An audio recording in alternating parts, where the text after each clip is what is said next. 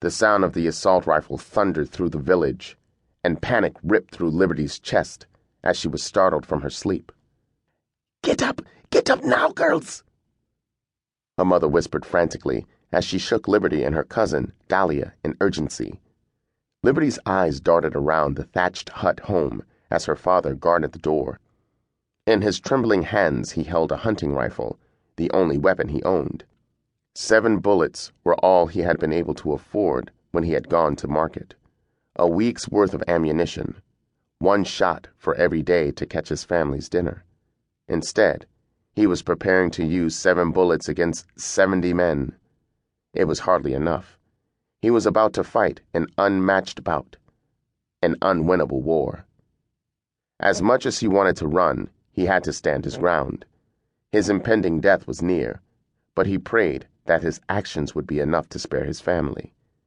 He squared his shoulders in an attempt to appear strong, but he was afraid, and his fear was like an infection that spread to his heart, sealing his family's inevitable fate. He was sick with silent grief as he anticipated the torture to come.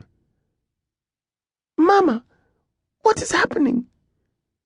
Liberty yelled in confusion, eyes wide, heart rattled, as gunshots rang out loudly.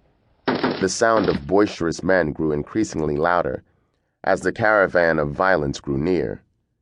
Their whoops and hollers were barbaric as they screamed out their war cries, full of pure adrenaline as they announced their presence.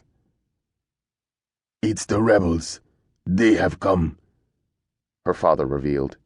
"My mother!" Dahlia screamed as she darted toward the door. No, you can't go out there.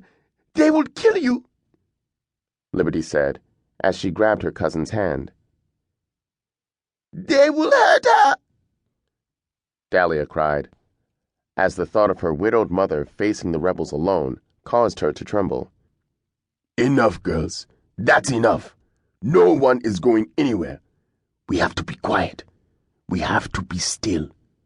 You have to be brave." Liberty's father kissed his wife on the forehead as she gripped his forearms with shaky hands. Her terror crippled her as pools of tears formed and the dreams of tomorrow washed away in streams that flowed down her cheeks. "But my mother," Dahlia insisted with big, pleading eyes.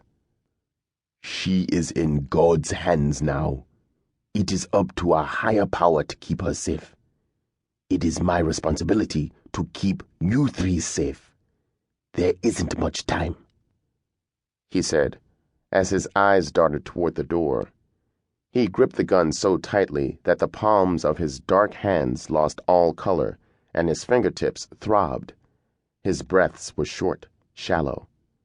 He was suffocating in silent affliction as he stared at his doomed family. His gut told him that this would be the last time he would ever be in the presence of his wife and child.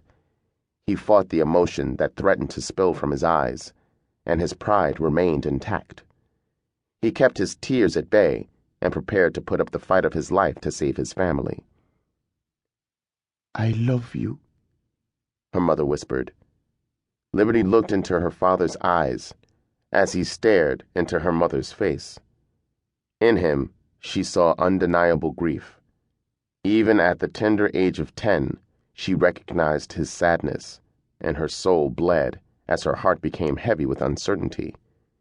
The madness surrounding her filled her with trepidation, and she could hear her pulse racing as her heart galloped with intensity. She could see her father mourning her very own death before it even occurred. "Father," Liberty said, as a lump filled her throat. "Be brave," he repeated, as he kissed her, and then Dahlia. His lips were ice cold, and although it was a gesture he did every day, this kiss felt final. Liberty knew that it might be the last show of affection she would ever receive from her father, and she cherished it.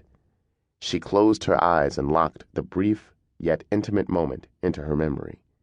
When she finally looked up, she saw her father's back as he headed over to the door.